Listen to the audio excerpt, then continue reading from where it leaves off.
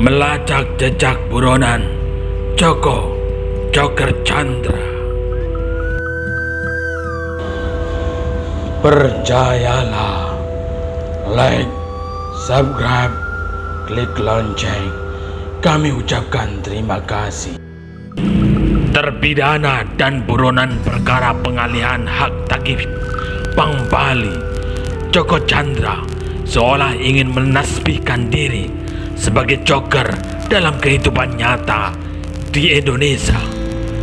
Nama joker yang diidentifikasi sebagai sandi untuk Joko Chandra mencuat pertama kali saat jaksa KPK memperdengarkan rekaman sadapan antara Altialta Suryani alias Ain dengan mantan Jaksa Agung Muda Pidana Khusus Kemas Yahya dalam persidangan dengan suap terhadap Jaksa Urip Tri Gunawan terkait penghandian penyelidikan kasus PLPI 2 di Pengadilan Tipikor Jakarta pada Juni tahun 2008 silam.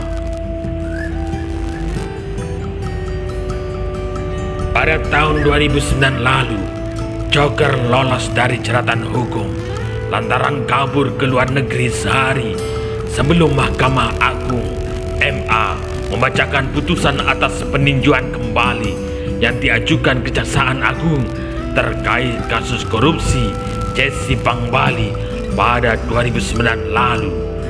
Majelis PKMA memvonis Direktur PT Era Kiat Prima itu bersalah dan menjatuhkan hukuman 2 tahun pidana penjara. Selain itu, Joko Chandra juga dihukum membayar denda 15 juta rupiah serta uangnya di Bank Bali sebesar 546 miliar rupiah dirampas untuk negara.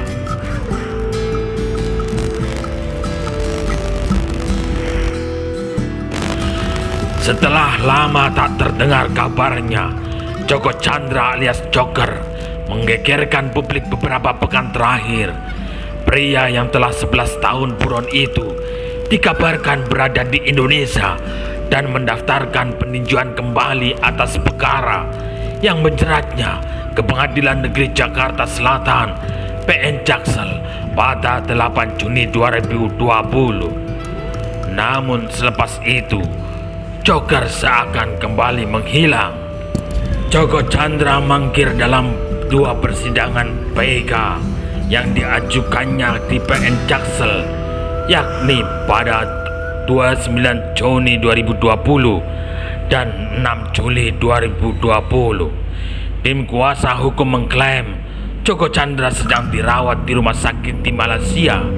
Bahkan kuasa hukumnya sempat menyerahkan surat keterangan sakit itu kepada majelis hakim. Berbagai tanya hingga asumsi pun berseliweran di benak publik. Bagaimana Joko Chandra yang buron dan disebut telah menjadi warga Papua bisa melenggang kangkung masuk ke Indonesia tanpa terdeteksi? Lalu bagaimana pula Joko Chandra dapat mengajukan PK di PN Jaksel yang seharusnya memiliki rekam data putusan pengadilan sebelumnya yang menghukum Joko Chandra dengan 2 tahun pidana penjara dan denda 15 juta rupiah serta uangnya di Bank Bali 546 miliar rupiah dirampas untuk negara. Untuk mengajukan PK, Joko Chandra membuat KTP elektronik di Kelurahan Grogol Selatan, Kebayoran Lama, Jakarta Selatan hanya dalam waktu 1 jam pada hari yang sama saat mengajukan PK di PN Jaksel. Pertanyaan lainnya, bagaimana pula Joko yang telah diketahui berada di Indonesia bisa kembali mengelabui aparat untuk keluar Indonesia dan dirawat di Malaysia? Apalagi Joko Chandra sempat membuat paspor di kantor imigrasi Jakarta Utara dan terbit sehari kemudian. Direktur Jenderal Imigrasi Kementerian Hukum dan HAM Johnny Ginting menegaskan nama Joko Chandra tak ada dalam data perlintasan di sistem informasi manajemen keimigrasian SIM Kim. Bahkan kata Johnny, pihaknya juga tak menemukan nama Joko Chandra, Chu Chan ataupun Chang Kok Hui yang disebut nama lain Joko Chandra. Untuk itu, Johnny menyatakan pihaknya tak mengetahui bagaimana Joko Chandra bisa masuk ke Indonesia dan mendaftarkan memori PK atas perkara yang menjeratnya ke Pengadilan Negeri Jakarta Selatan. Bagaimana dia masuk Indonesia saya tidak tahu. Terus terang imigrasi tidak tahu yang bersangkutan masuk dari mana. Kenapa saya bilang saya tidak tahu? Kita kan berbasis sistem. Di sistem kita itu dia tidak ada. Tidak ada Joko Chandra. Joko Chandra Chan Kok Hui, kata Johnny saat ditemui di kantornya Kamis 9 Juli 2020. Sejumlah kalangan berasumsi Joko Chandra masuk ke Indonesia melalui Halim Perdana Kusuma. Ada pula yang berasumsi Joko Chandra masuk melalui Medan atau Bali. Johnny enggan berandai-andai melalui pintu mana Joko Chandra menginjakkan kakinya di tanah air. Yang pasti, kata Johnny, tidak ada nama Joko Chandra dalam data perlintasan Ditjen Imigrasi. Atas hal tersebut, terdapat kemungkinan Joko Chandra masuk melalui perbatasan resmi maupun tidak resmi antara Indonesia dengan negara lain untuk menghindari pemeriksaan imigrasi. Melihat latar belakangnya, Joko Chandra yang lahir di Sanggau, Kalimantan Barat, kemungkinan masuk Indonesia melalui perbatasan Kalimantan Barat dan Malaysia. Terdapat sejumlah pos lintas batas negara di Kalimantan Barat melalui dari PLBN Aru, PLBN Nangga Badau hingga PLBN Entikong. Belum lagi terdapat sejumlah pintu perbatasan lainnya. Sementara berdasarkan latar belakang yang menyebutnya telah menjadi warga Papua Nugini atau memiliki paspor Papua Nugini, Joko Chandra juga memiliki kemungkinan untuk masuk Indonesia melalui perbatasan Papua dan Papua Nugini. Selain dua wilayah tersebut, tak tertutup kemungkinan Joko Chandra juga masuk melalui perbatasan di wilayah lainnya seperti perbatasan Atambua, Nusa Tenggara Timur dan Timor Leste, perbatasan di Kepulauan Riau, atau bisa juga melalui kapal dari Filipina menuju Sulawesi Utara dan kepulauan di bagian utara Sulawesi Utara. Kemungkinan tersebut bisa saja terjadi lantaran keterbatasan sumber daya di perbatasan, terutama daerah pelosok untuk memeriksa setiap orang yang melintas dari Indonesia ke negara lain atau sebaliknya. Apalagi banyak warga Indonesia maupun warga lain yang lalu lalang di perbatasan baik masuk ke Indonesia maupun sebaliknya. Setelah masuk Indonesia, Joko Chandra kemudian menggunakan pesawat menuju Jakarta melalui penerbangan domestik yang memang tidak melalui pemeriksaan imigrasi. Di Indonesia, Joko Chandra sempat membuat paspor di kantor imigrasi Jakarta Utara pada 22 Juni 2020. Paspor itu kemudian terbit sehari kemudian.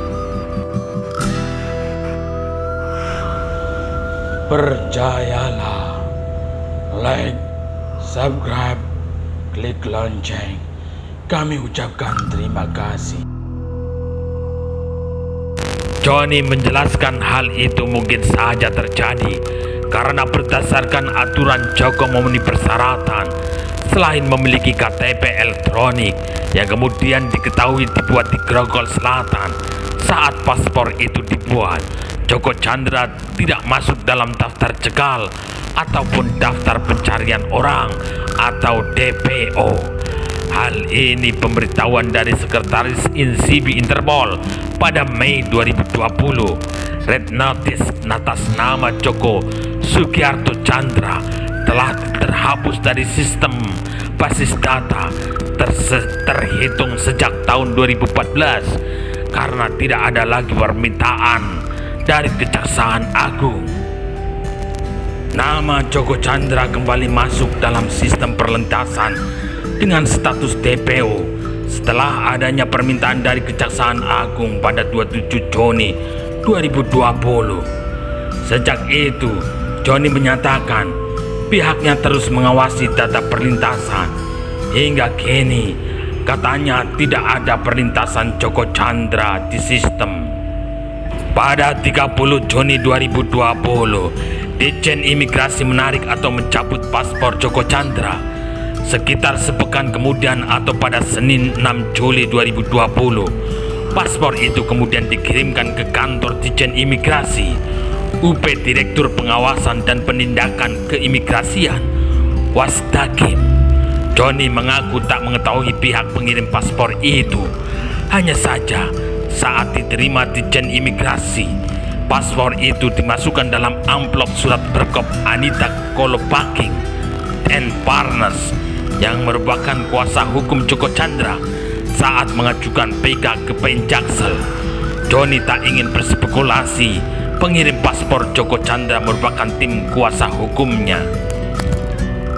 Dalam paspor itu tertera nama Joko Sugiarto Tjandra, namun di bagian dalam paspor tidak ada satupun cap keimigrasian. Dengan kata lain, Joko tidak pernah melewati pemeriksaan keimigrasian menggunakan paspor itu.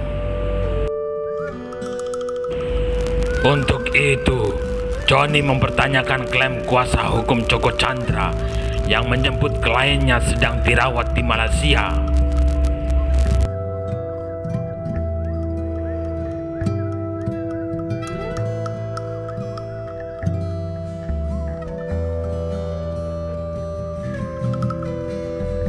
Joni memastikan jajarannya akan langsung bergerak cepat jika ada Joko melalui pemeriksaan keimigrasian, apalagi setelah kembali masuk dalam DPO sejak 27 Juni 2020. Pihaknya akan langsung menahan Joko Tjandra tersebut, akan langsung ditahan dan diserahkan ke aparat penegak hukum. Hal yang sama berlaku bagi lebih dari 30 buron lain yang diduga berada di luar negeri. Menteri Hukum dan HAM Yasona H. Lawli menegaskan tidak ada Joko Tjandra di data perlintasan yang dimiliki pihaknya. Namun Yasona memastikan pemerintah bersama Kejaksaan Agung dan aparat penegak hukum akan terus memburu Joko Tjandra. Yasona mengaku akan terus melanjutkan upaya hukum terhadap terpidana Joko Tjandra, termasuk melalui pendekatan instrumen hukum yang tersedia.